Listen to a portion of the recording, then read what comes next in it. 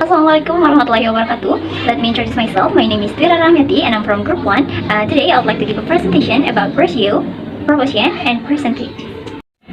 I would give a presentation about vocabulary. And the first vocabulary is angle or sudut. An angle is an area performed by two lines whose starting point at the same or meet each other.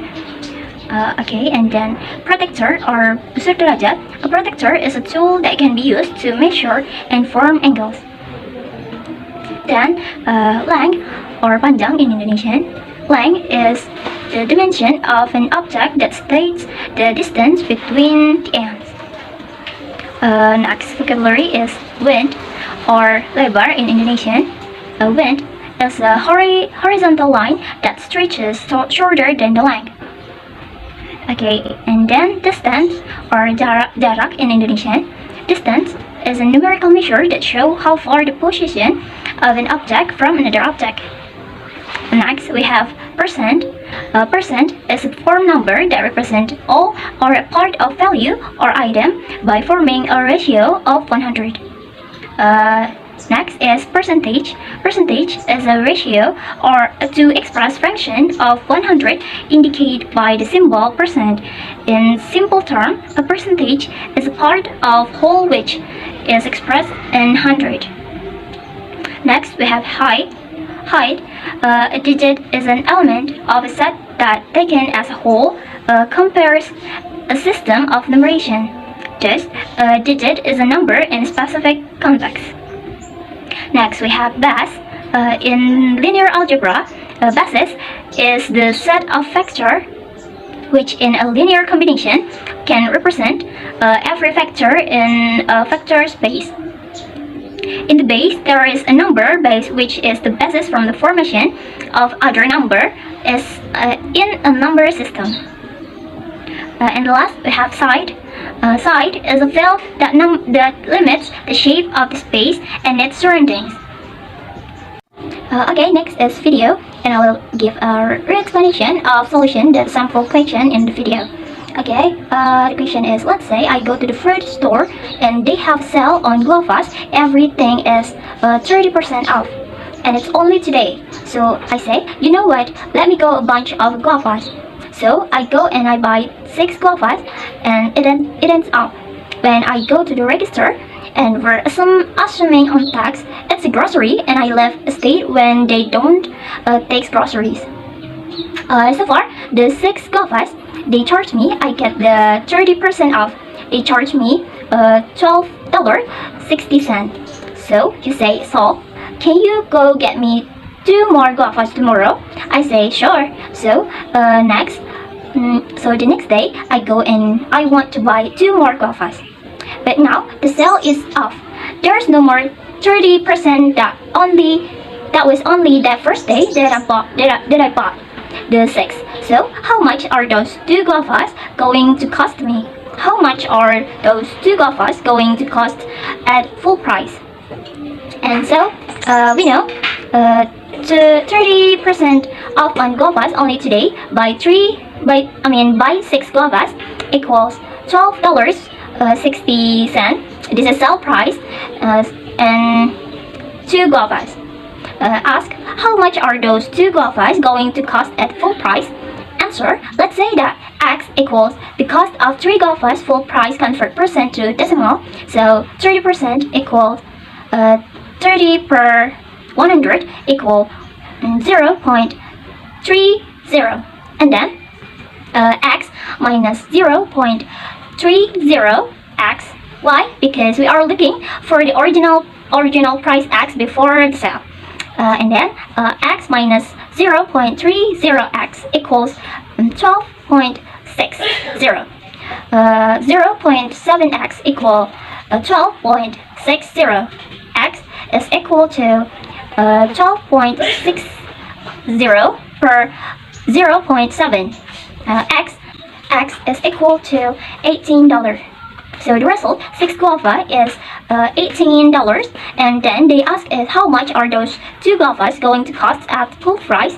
$3 per guavas at full price. Conclude is the full price of 6 guavas is $18, or that $3 per guavas, or $6 or for two.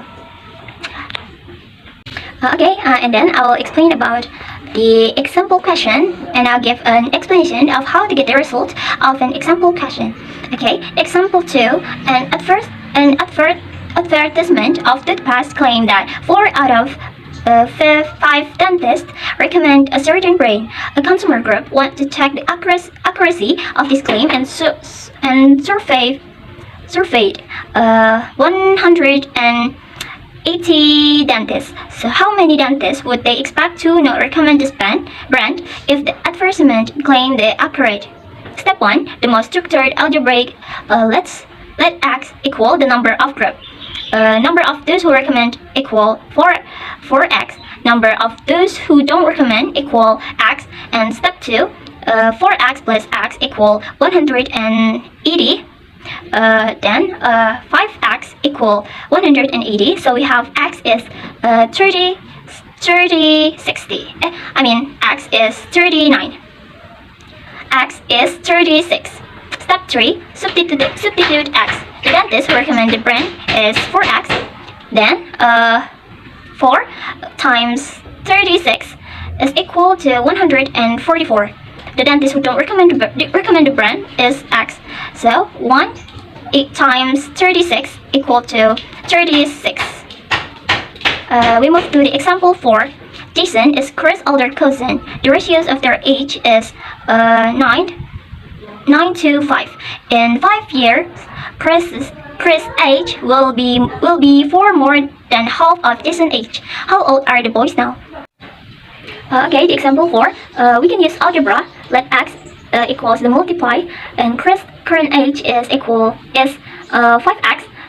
Jason's current age equals 9x, and the model is Chris' age plus 5 equal half Jason's age plus 5 plus 4. Substitution Chris' age and Jason's age gives 5x plus 5 equals half times 9x plus 5 plus 4.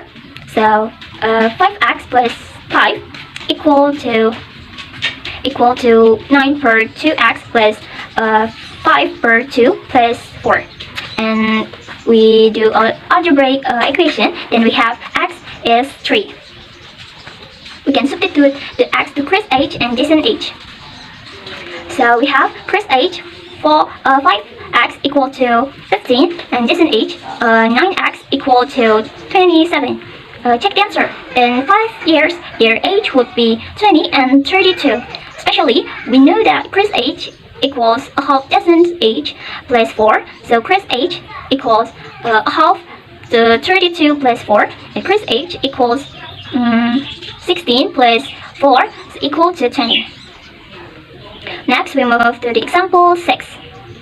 Carol Sanderson sells a popular mixture of 2 of her candles, which sell for $2, 70 pound, and $1.95 pound.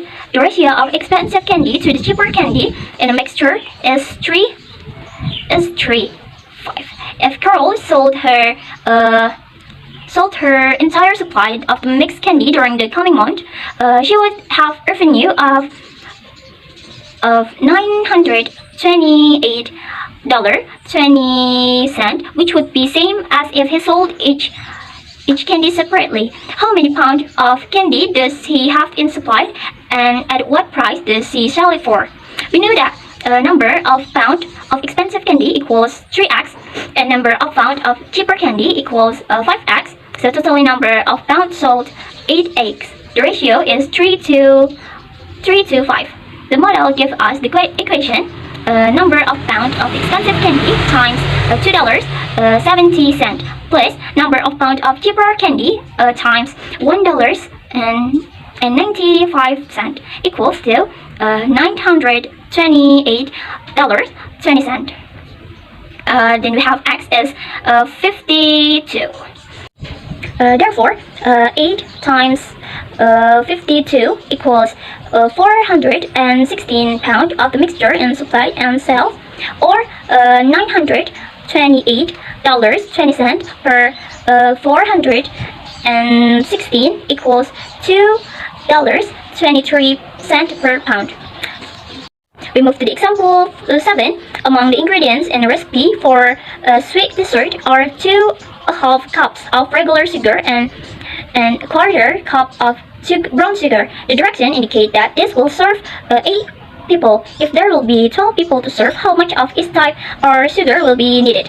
We know that regular sugar equal to 2½ cups per 8 people, and brown sugar is a quarter cup per 8 people. Let X the amount of regular sugar for 12 people, and let Y equals the amount of brown sugar of 12 people.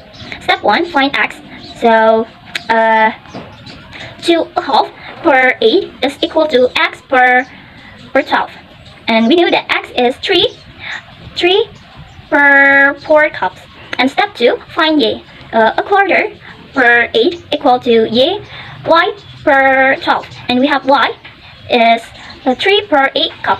Conclusion: if there will be 12 people to serve, 3 per 4 cups of regular sugar and 3 per 8 cup of brown sugar will be needed. Okay, that's all from me. Thank you so much for your attention, and Wassalamualaikum warahmatullahi wabarakatuh.